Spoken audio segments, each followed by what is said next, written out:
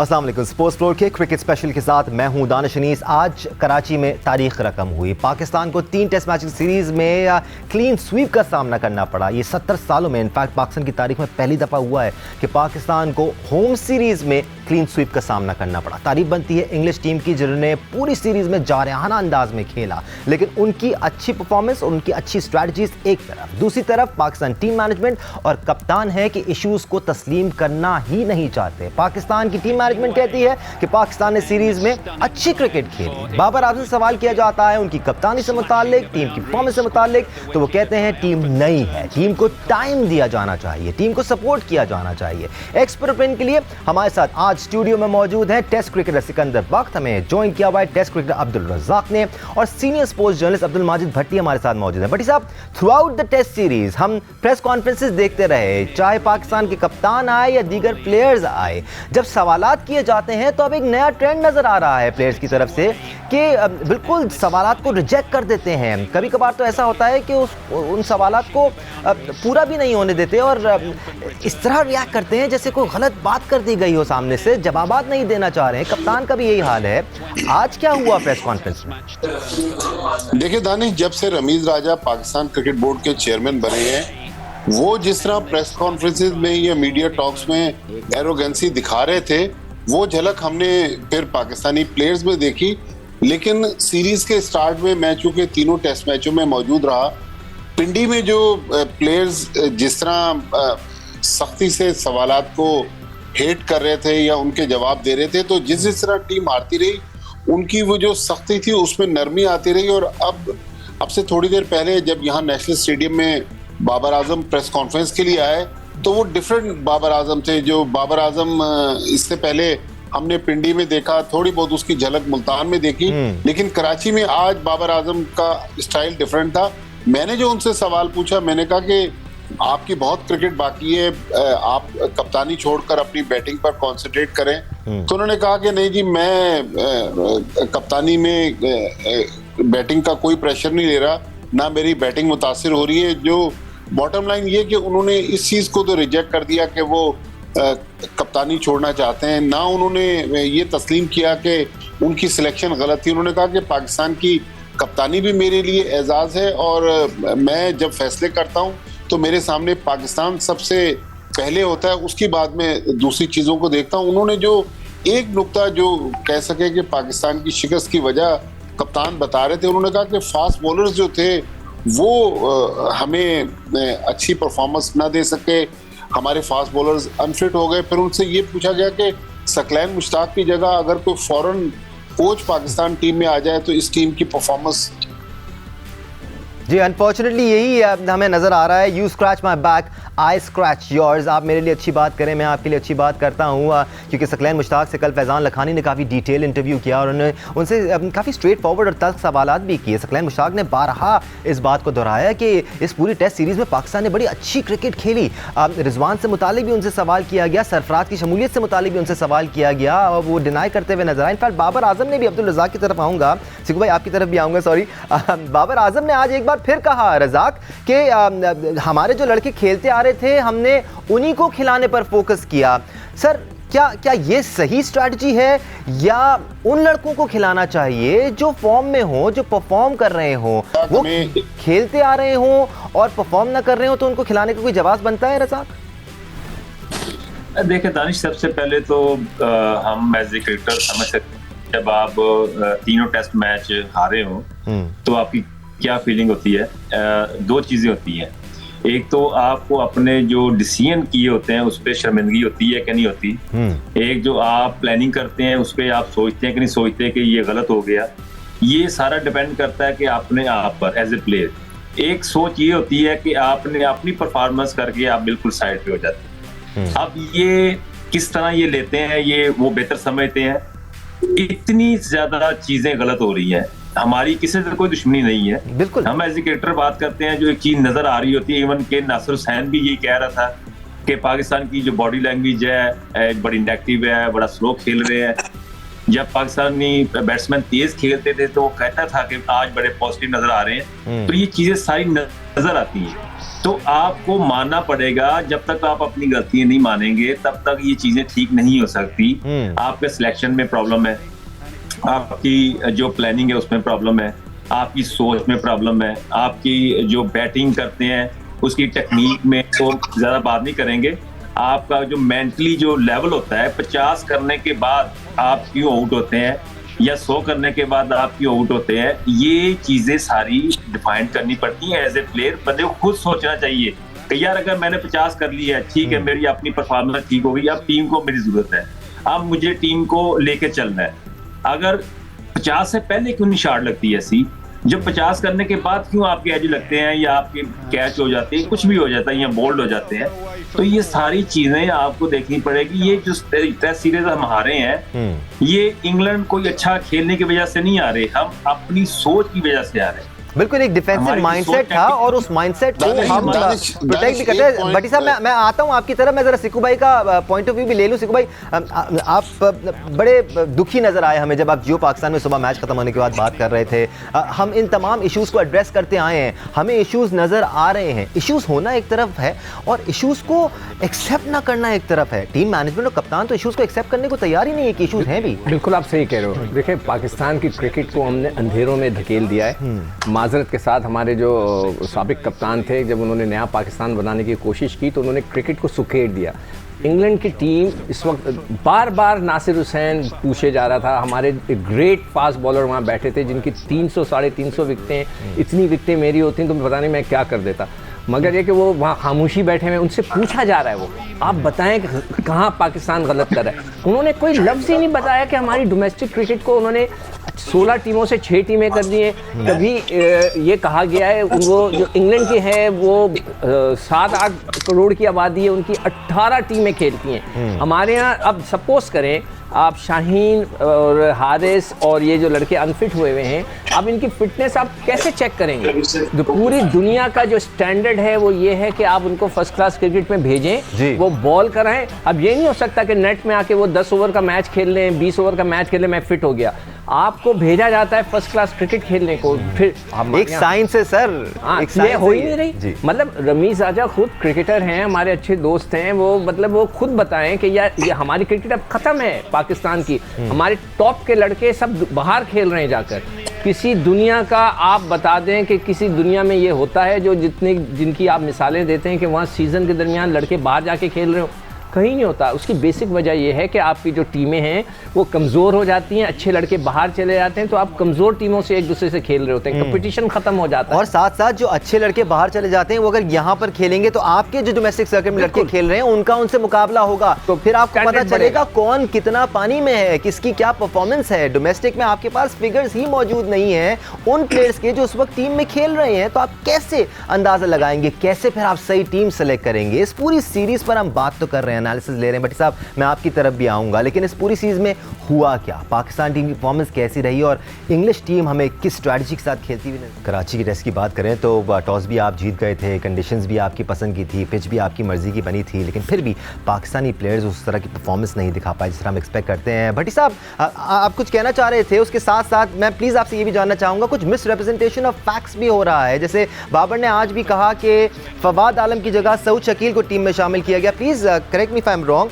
क्या ऐसा नहीं हुआ कि फवाद आलम की जगह आगा सलमान को टीम में शामिल किया गया है और उनको बार बार ऑलराउंडर भी कहा जाता रहा जब से उनसे बॉलिंग भी नहीं कराई गई? साथ साथ मैं और भी बात करता हूँ, पहले आप अपने इस जवाब पे आ जाएं। बिल्कुल दानिश, मैं यही चीज क्लैरिफाई करना चाह रहा था कि सलमान अली आगा गोल्ड टेस्ट में फवाद आलम की जगह उनको खिलाया गया और यही कहा गया कि यही सलमान अली आगा फवाद आलम का रिप्लेसमेंट है। अब वो कहते हैं कि सऊद शकील उनका रिप्लेसमेंट है। चलें, जो भी उनका रिप्लेसमेंट है, लेकिन फवाद आलम ने जितनी परफॉर्मेंसेस दी थी उसके बाद फवाद आलम को अचानक गायब कर दिया गया। 12 इनिंग्स में जिस तरह नाकाम रहे मोहम्मद रिजवान के बारे में सवाल किया गया कि भाई सरफराज अहमद जब टीम के साथ हैं तो आप उनको कंसीडर क्यों नहीं कर रहे? तो उन्होंने कहा कि मैं बैठूंगा सिलेक्टर्स के साथ और कोच के साथ, उसके बाद फैसला करेंगे कि आगे की क्या हिकमत अमली है, क्योंकि न्यूजीलैंड की टीम ने 3 दिन बाद कराची पहुंच जाना है, बल्कि मेरे ख्याल कल रात को न्यूजीलैंड की टीम कराची आ रही है। तो बेसिकली वो कोई चीजें ऐसी हैं जिनको जस्टिफाई करने में नाकाम रहे हैं, लेकिन वो ये चीज मान रहे हैं कि हमने बड़ी मायूसी दिखाई, हमें जो क्रिकेट खेलनी चाहिए थी वो नहीं खेले। वो कह रहे हैं हम करीब आके हार गए, लेकिन मेरे ख्याल में बाबर आजम के पास भी शायद अल्फाज नहीं है जिस तरह पाकिस्तान की टीम आउटक्लास हुई है कि लगातार 3 टेस्ट मैच 70 साल में पाकिस्तान कभी नहीं हारा। ठीक है बड़ी साहब, टाइम चेक का भी टाइम हो रहा है। एक और मिस रिप्रेजेंटेशन ऑफ फैक्ट्स ये भी आता रहा कि पाकिस्तान टीम 2 मैचेस जीतने के बहुत करीब थी। पाकिस्तान ने इतनी अच्छी फॉर्म दिखाई कि हम 2 मैचेस जीत सकते थे। ये भी शायद टीम मैनेजमेंट की भूल है, बिकॉज वो 2 मैचेस इनकी आप बात करें उसमें इंग्लैंड ने आपको अपॉर्चुनिटी दी थी because they were in it to win it. Programme में इस वक्त हमारे साथ सिकंदर बख्त और अब्दुल रज़ाक मौजूद हैं। अब्दुल रज़ाक, मैं आपकी तरफ आता हूँ। हम ज़रा मैच से और पाकिस्तान की परफॉर्मेंस से प्रेस कॉन्फ्रेंसेस में जो कुछ होता आया है उसको ज़रा कनेक्ट कर रहे हैं ताकि हमें पता चले इश्यूज़ रियलाइज़ किए भी जा रहे हैं या नहीं किए जा रहे हैं। भट्टी साहब ने भी ज्वाइन किया है, भट्टी साहब आपकी तरफ भी आएंगे। बट रज़ाक, एक और बात जो बाबर आजम ने आज कही टीम सिलेक्शन पे, जिसका हवाला भट्टी साहब भी दे रहे थे कि जो टीम बनी हुई थी हमारी, जो लड़के खेलते आ रहे थे, हमने सोचा उन्हीं को खिलाया जाए। हालांकि सरफराज की बात भी हुई, सरफराज का सवाल भी किया गया, लेकिन फिर भी उन्होंने ये नहीं कहा कि हाँ जी ये चेंज हो सकता था। उन्होंने डिफेंड किया अपनी इस गलती को। क्या सिलेक्शन ऐसी होनी चाहिए कि एक लड़का खेलता आ रहा है तो चलो इस सीरीज में भी उसको खिला देते हैं, या फिर परफॉर्मेंस की बेस पर टीम में शमूलियत होनी चाहिए? देखिए दानिश, अभी जो सूरत हाल बन रही हुई है वो ये है कि आज से 15-20 साल पहले जब प्रेस कॉन्फ्रेंस होती थी तो उसमें जो भी कैप्टन होता था या कोच होता था वो उस समय के उसको जाना पड़ता था, काफी प्रेशर होता था मीडिया का भी। अभी जो सूरत हाल है वहां पे अभी बड़े रिजर्व से सवाल, बड़े इज्जत से सवाल किए जाते हैं और बड़ी इज्जत जवाब लेकर फिर उसको खत्म कर दिया जाता है। और एक्सपेक्टेड होता है कि ये 3 या 4 सवाल करने, ज्यादा नहीं करने, क्योंकि वो मेंटली तौर पे बंदा कंफर्टेबल फील नहीं करता। तो ये जो चीजें हैं ना वो थोड़ी सी पीछे आ गई हुई। अब प्लेयर का जो माइंड है वो डिफरेंट है और जो मीडिया की जो सोच है वो बिल्कुल डिफरेंट हो गई हुई है, क्योंकि अभी ओपनली आप सवाल नहीं कर सकते। अगर आप ऐसा सवाल करें जो तल्ख सवाल हो कि आप, फॉर एग्जाम्पल मैं मीडिया में हूँ, मैं कहता हूँ कि जी बाबर आप जो जिस तरह बैटिंग आपने की है आप टीम को लेके भी चल सकते थे या आप की वजह से पाकिस्तान मैचेस हारा है, तो इस तरह के सवाल हम नहीं कर सकते। सर करेंगे भी तो बाबर आजम आपको बिल्कुल 2 टोक जवाब दे देंगे कि ये कैसा सवाल है, क्योंकि गुज़िश्ता दिनों एक जर्नलिस्ट ने भी उनसे ये सवाल किया था तो उन्होंने कुछ काफ़ी अजीब और गरीब जवाब दिया था। भट्टी साहब से पूछेंगे हम, बट सिकवाई शायद आपको जाने की ज़रूरत है प्रेस कॉन्फ्रेंसेज में। वो अलग बात है कि आपको जाने नहीं दिया जाएगा। नहीं, जाने की बात नहीं। मैंने भट्टी साहब से पूछा था कि एक शख्स ने एक सवाल किया कि जी आपकी परफॉर्मेंस इतनी अच्छी नहीं है, तो बोले नहीं मैं तो ज़बरदस्त है। अब वो उसका जवाब देना चाहे तो वो नहीं दे सकता।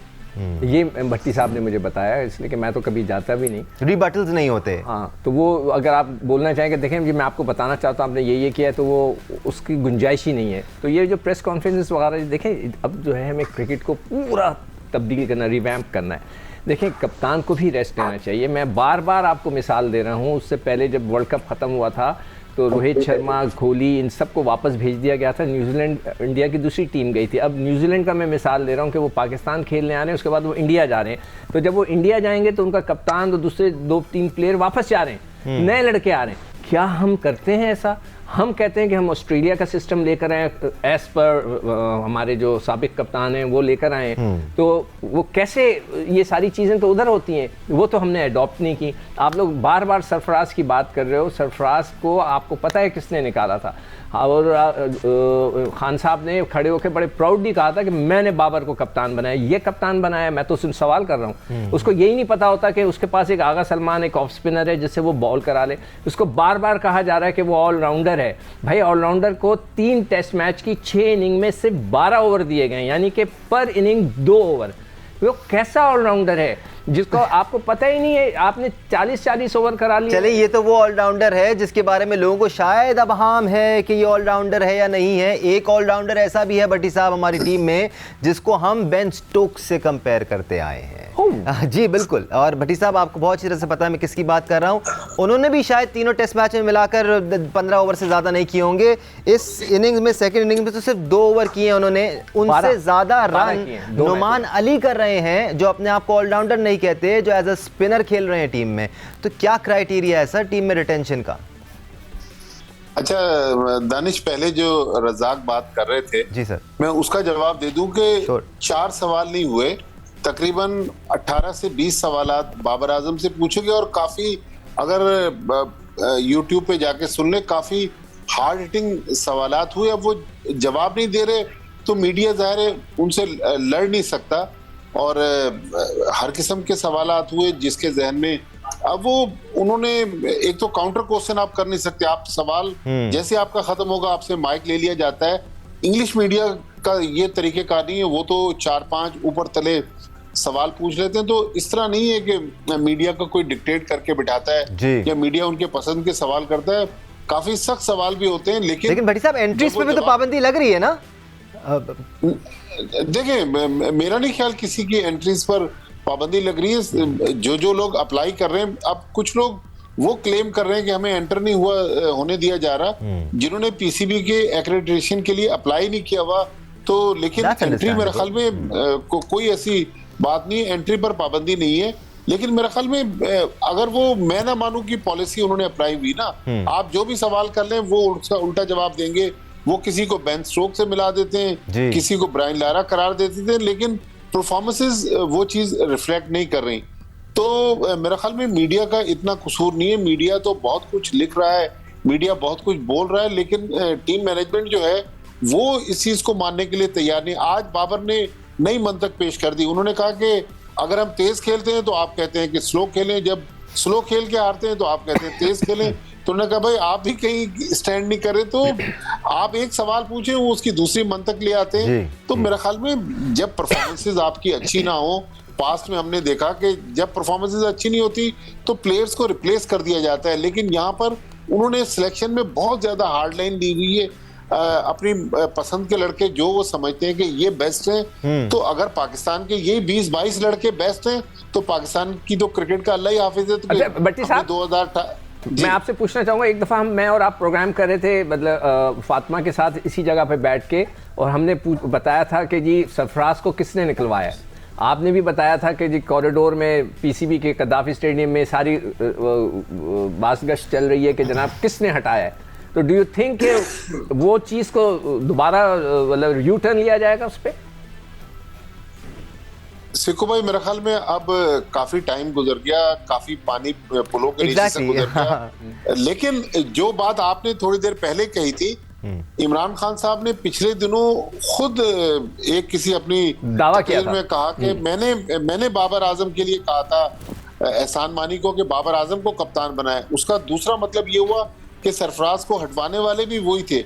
तो ये तो फिर प्राइम मिनिस्टर हाउस से let's clarify one more thing। Babar Azam की एज अ प्लेयर हम सब रिस्पेक्ट करते हैं, he is a good player, मौजूदा दौर के बड़े प्लेयर हैं वो, बट एज अ कैप्टन शायद वो इतने इंप्रेसिव नजर नहीं आते। अब्दुल रज़ाक का ऐसा लगता है कि शायद जैसे आप कह रहे थे ना, हमारी किसी से पर्सनल दुश्मनी नहीं है। मैं हर प्रोग्राम में फ़हीम अशरफ की बात ज़रूर करता हूँ, बिकॉज ये एक ऐसा स्पॉट है जिसमें पाकिस्तान को अब्दुल रज़ाक की ज़रूरत है। हमें पोटेंशियल वाले प्लेयर्स की ज़रूरत है, हमें ऐसे प्लेयर्स की ज़रूरत है जो नीचे से आकर डिफरेंस क्रिएट कर सकें, फिर जब उनको बॉल दिया जाए तो वो फिर डिफरेंस क्रिएट करने वाली परफॉर्मेंस दे सकें। बट इस टीम में क्या यूटिलिटी नजर आ रही है आपको फ़हीम अशरफ की, जो कि जब टीम से आउट हुए थे तो लैक ऑफ परफॉर्मेंस की वजह से आउट हुए थे, डोमेस्टिक में उन्होंने कोई परफॉर्मेंस नहीं दी, उसके बावजूद आपने उनको टीम में शामिल कर लिया, तो क्या हो रहा है सर? देखिए दानिश, बात फिर वही है कि आपका माइंडसेट क्या है। एक अच्छा प्लेयर डोमेस्टिक में परफॉर्म कर टीम एंटर होता है तो एकदम से उसकी बॉडी लैंग्वेज चेंज हो जाती है। वो ऐसा फील करता है कि जैसे पता नहीं कि कौन सी क्रिकेट खेलने। हमें प्लेयर बनाने तो ओपनली माइंडेड खेले, एक खेलने के टीम के लिए खेलना है, हमने परफॉर्मेंस देनी है। अगर आप बात कर रहे हैं तो फ़हीम अशरफ को मैच खिलाते हैं, वो 1-2 मैच में परफॉर्म नहीं करता, फिर बाहर हो जाता है, फिर वो आ जाता है, फिर बाहर होता है, इन आउट करते हैं। इसका कभी प्लेयर नहीं बनता। आप होना चाहिए,